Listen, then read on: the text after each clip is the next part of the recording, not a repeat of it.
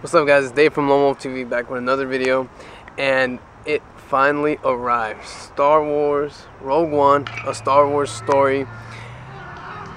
How do I begin with this?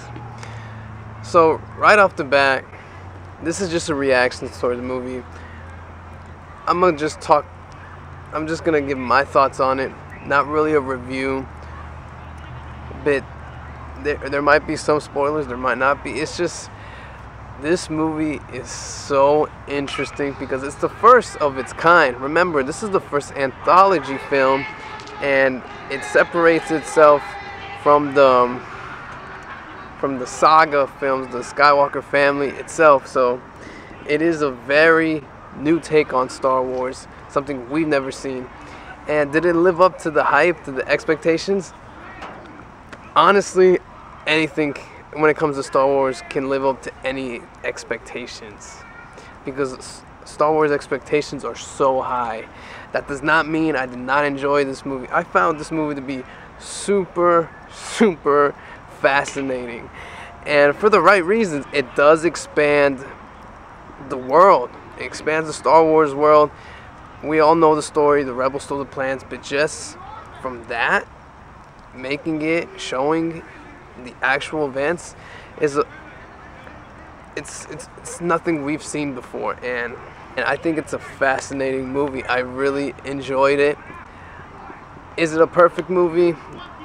No movie's perfect, but the things that hinder Rogue One are also its positives. So let's kind of, it's hard to explain. So after you've seen some reviews already, you probably get the idea that we don't get a lot of character development from these from the characters in the movie themselves. But just because we didn't doesn't mean we wanted to.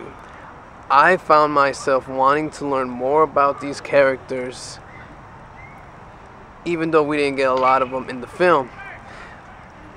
Unlike The Force Awakens, the film was easygoing, but I didn't care about the characters or the story, because it was just a remake of Episode 4, and that's the main difference from Rogue One. Rogue One is such a different story that expands the universe, so you want to learn more about the people that you're going on this journey with. Unlike The Force Awakens, I just wasn't invested in them or their journey, because a bigger Death Star, it's just, it's crazy. But those are the only things I take away from Rogue One, is that you want to learn more because you don't get enough. But I kind of see that as a positive, really. It's weird. This movie is super interesting. It ties up to A New Hope beautifully, and I think over time people will appreciate Rogue One more. And which is thinking with Rogue One, since it's so different from any other Star Wars story, and it's the closest film to the original trilogy, it's a good question to ask: should a person who's never seen Star Wars or is not really the typical Star Wars fan, actually no, yes, a person who's never seen Star Wars, should they start the movie with Rogue One and going forward, or should they go to the prequels and keep going? That is an interesting question to me, because sometimes we think too much of a Star Wars fan. We don't think about the average person who might see this Star Wars movie for the first time. And it's interesting. I still can't come to a conclusion with it, but I'd like to know what you guys think in the comments down below, because it's got me thinking, and I don't know right now, but I just don't know. Rogue One, I really enjoyed it, and the more I think about it, the more I want to see more of it.